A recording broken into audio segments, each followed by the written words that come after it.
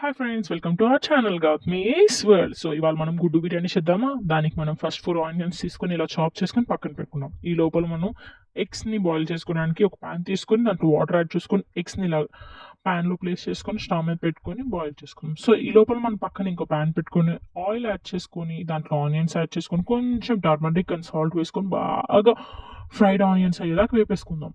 ఈ లోపల మనకు ఆల్రెడీ బాయిల్ అయిపోయిన ఎగ్స్ ఉన్నాయి కదా, పీల్ చేసుకొని వాటిని చిన్న స్లైసెస్ సింగిల్ స్లైస్ ఒకటి పెట్టేసుకొని ప్లేట్లో పక్కన పెట్టేసుకుందాం. ఇప్పుడు మనకి ఈ లోపల మనకు ఆల్రెడీ మనము ప్యాన్ మీద పెట్టుకున్న ఆనియన్స్ వేగిపోయి రెడీ అయిపోయాయి. అలా బౌల్లో తీసుకొని పెట్టుకుని సేమ్ అదే ప్యాన్లో కొంచెం ఆయిల్ కొంచెం గీ యాడ్ చేసుకొని హోల్ గరం స్పైసెస్ యాడ్ చేసుకొని కొంచెం బిర్యానీ మసాలా, గరం మసాలా, జీరా పౌడర్ అండ్ సోంప్ అండ్ జింజర్ గార్లిక్ పేస్ట్ వేసుకొని అవి వేగుతున్నప్పుడు మనం టొమాటోస్ చాప్ చేసుకొని టొమాటోస్ కూడా వేసుకొని బాగా వేపుకుందాం.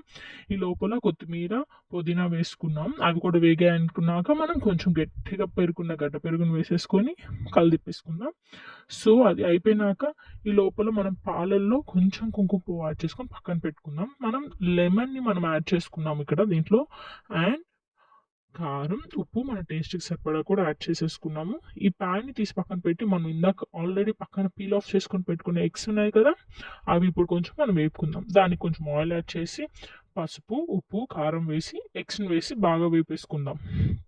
గోల్డెన్ బ్రౌన్ కలర్ వచ్చేదాకా వేపుకొని ఆల్రెడీ మనం యాడ్ చేసుకొని పెట్టుకున్న ఇందాక హోల్ గరం మసాలా రెసిపీ ఉంది కదా, దాంట్లో ఎగ్స్ని వేసేసుకుందాం. సో ఇది రెడీ అయిపోయినాక మనం ఆల్రెడీ కుక్ చేసుకొని పెట్టుకున్న రైస్ని లేయర్ బై లేయర్ వేసుకొని కొత్తిమీర, పుదీనా, ఆనియన్స్, కొంచెం కుంకుమ పువ్వు వాటర్ వేసేసుకొని 2 లేయర్స్ చేసుకొని లాస్ట్లో కొంచెం ఒక లెమన్ పిండుకొని ఒక స్పూన్ నెయ్యి వేసుకొని ఒక హోల్స్ పెట్టేసుకుందాం. ఒక స్టిక్ తీసుకొని ఆ తర్వాత లిడ్ పెట్టుకొని ఒక 5 మినిట్స్ వెయిట్ చేస్తే మనకి ఎంతో కమ్మని కోడిగుడ్డు బిర్యానీ ఇంట్లోనే రెడీ అయిపోద్ది.